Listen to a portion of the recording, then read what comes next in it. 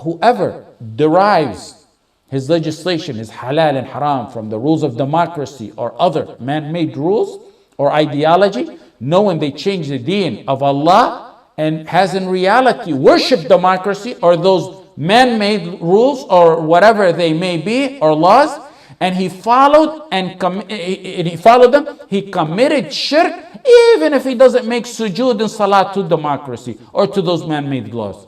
And let's take some more practical examples of shirk and governorship.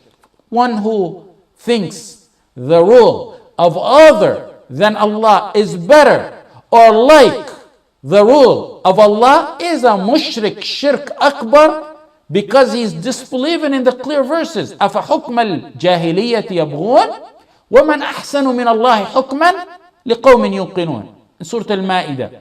Do they seek the judgment of other than Allah? Do they seek the judgment of those who are the judgment of the days of ignorance?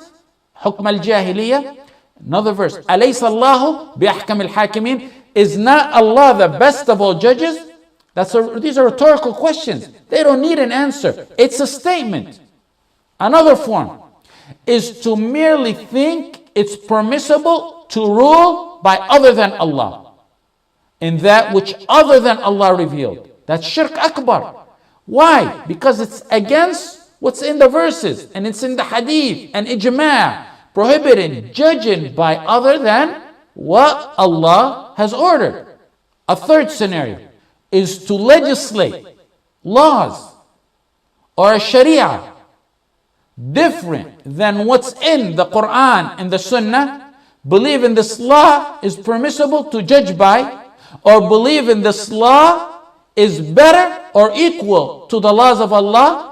Shirk akbar, legislated other and contrary to what Allah has ordered. A fourth example, willingly obeying or accepting whoever governs by other than the rule of Allah, acceptance by giving them precedent over the Quran and the Sunnah, by showing discontentment to the laws of Allah, by thinking it's okay to be governed by the other than Allah, but other than the rules of Allah, by believing this rule or law is better than the rule of Allah or like it.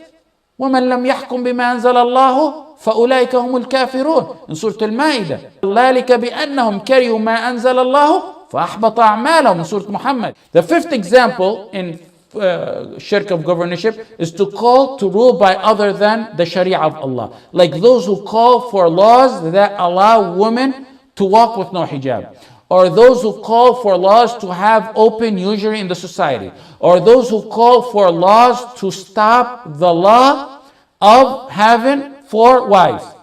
The call to any of that is major shirk, takes one out of Islam.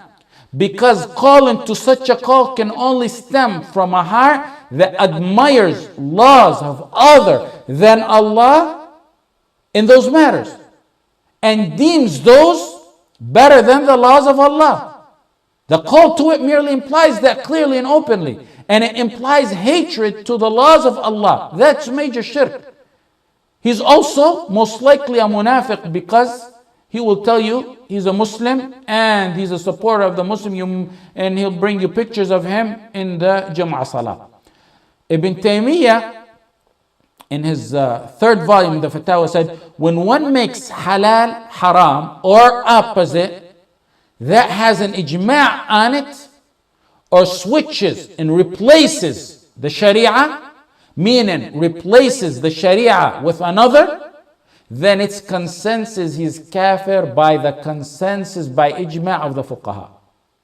In volume 35, he spoke about ulama as well, pertaining to this matter. He said, when an alim leaves his knowledge of the Quran and the Sunnah and follows a ruler who's in opposition to the rules of Allah and His Messenger and apostate legislations, he is worthy of punishment and the life after, and he is an apostate.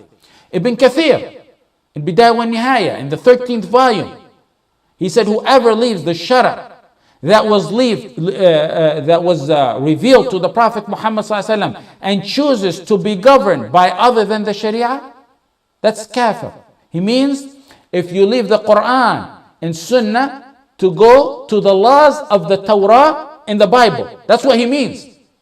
Then he went on to say, in Bidayah, he said, if that's for those type of laws, at one point in time, those were laws from Allah before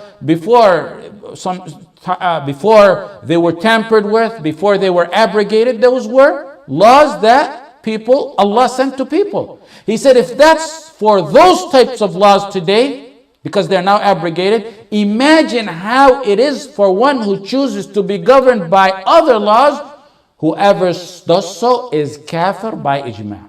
Shanqiti in Adwa al-Bayan said, after mentioning some proof, he said, whoever follows man-made laws made by, look at these beautiful quotes, I love this beautiful quote, man-made laws made by devils on the tongues of humans, contrary to the Sharia of Allah, that's on the tongue of the Prophet Muhammad sallallahu alaihi wasallam, there is no doubt he's a kafir and a mushrik.